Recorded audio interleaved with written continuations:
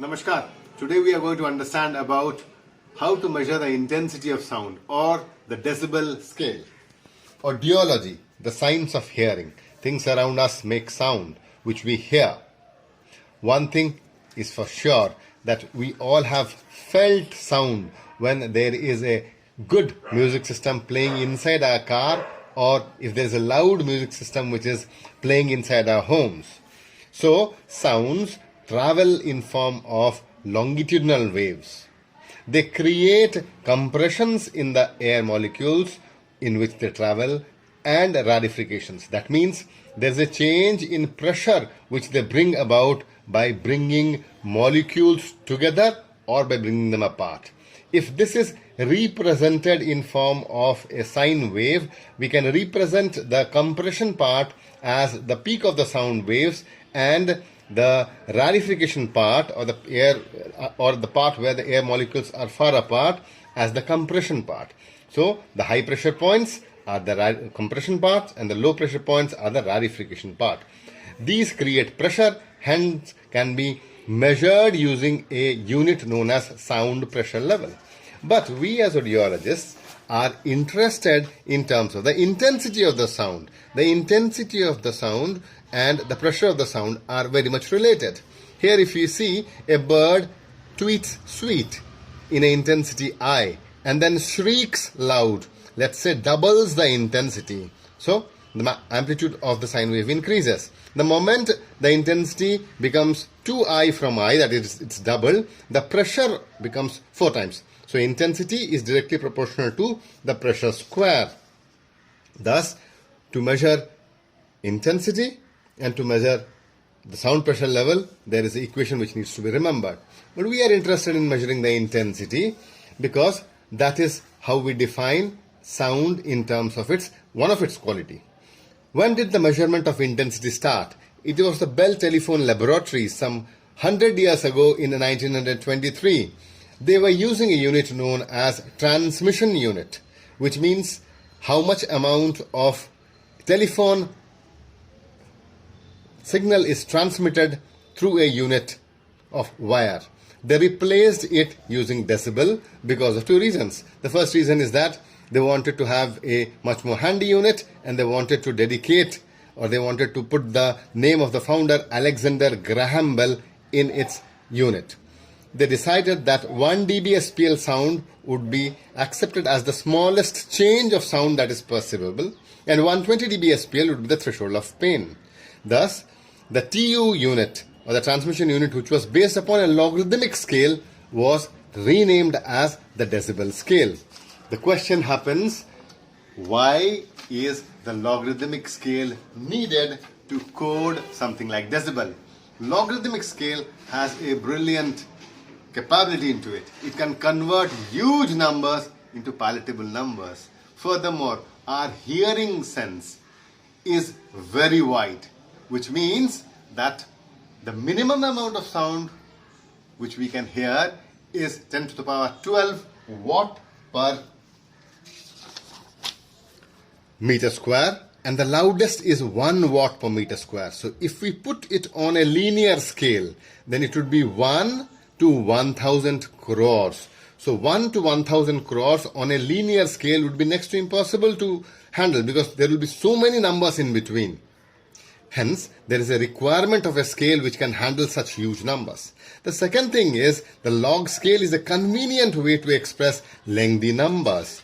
How? Because the log scale converts huge numbers into usable, palatable, sweet small numbers. For example, the moment you put log base 10 and a number into its parenthesis, let's say 1 lakh into it, immediately the log scale would be asking to which power should I raise 10 to get this number.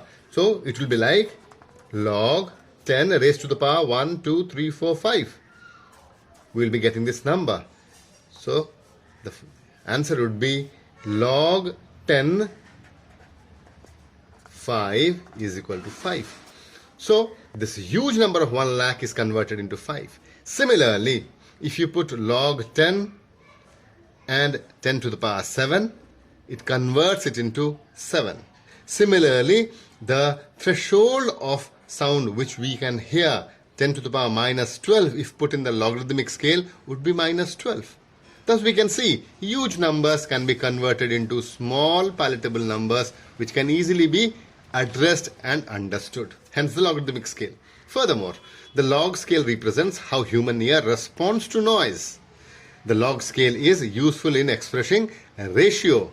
We will see that in the decibel equation there is a reference and the absolute sound intensity which is put in form of a ratio. Finally, we can use the 0. 0 doesn't mean silence in the logarithmic scale. We'll be understanding that. As we go to the decibel scale, this is the decibel scale.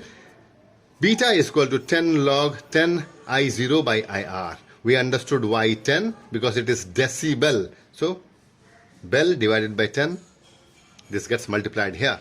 Because it is decibel, this 10 is there. Logarithmic scale, the reasons were explained. I0 by IR. This is something to be understood. IR is the threshold of normal hearing at 1 kilohertz, which would be the minimum amount of sound which would be there to make it audible, and it comes out to be 10 to the power minus 12 watt per meter square. So IR is constant, that is 10 to the power minus 12, and I0 is the reference which is to be measured in the decibel unit. So this is the ratio. Some examples to elaborate how it is. For example, I go and do pure tone audiometry for myself, and I am a person who is having normal hearing. That means the intensity of 10 to the power minus 12 watt per meter square is audible, and I raise my fingers.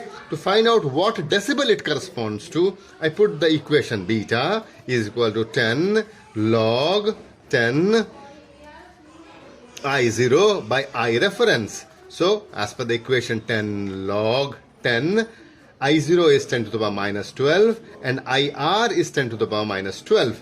So this amounts to 10 log 1, and log 1 is 0. So 10 into 0 is equal to 0 dBHL. So the threshold of hearing on the audiogram, if you see, it starts from minus 10 to 10 to 0 to 130 dBSPL. This 0 means that I can hear 10 to the power minus 12 watt per meter square of sound, and there is a sound which is present there. Thus, because of the decibel scale, we can use this 0, and this is not a absolute 0. And 0 does not mean silence. Beauty of the decibel scale. Similarly, another example, there is a gunshot, boom, and the sound is 10 to the power 1 watt per meter square. How many decibel does it correspond to? 10 to the power 1 watt per meter square. So we put the formula, beta is equal to 10 log 10, 10 to the power 1 watt, 10 to the power minus 12 watt, that is equal to 10 log, 12 goes up, it becomes 13, 10 to the power 13, and the beauty of log is it converts it into small numbers, and this becomes 13. So 10 into 13 is 130 dBHL, and 130 dBHL on the audiogram is the threshold of pain, and that's how loud a gunshot is. Thus, using the decibel scale, we can convert a 1 to 100 lakh, 1 to 1000 crore. We can convert a 1 to 1000 crore long linear scale into 0 to 130 dBHL scale, which is understandable, which can be plotted on an audiogram, where we can say 0 dBHL is a normal threshold of hearing, 130 is the threshold of pain, etc., etc. Thus, to summarize, there are 5 properties of the decibel scale. First, it's a logarithmic scale. Second, it is non-linear. Third, it involves a ratio. Fourth, it may be expressed in terms of various reference levels, and hence must be mentioned to understand what it is. That means dB can be HL, dB can be SPL, dB can be voltages, dB can be other things as well. So the suffix has to be there.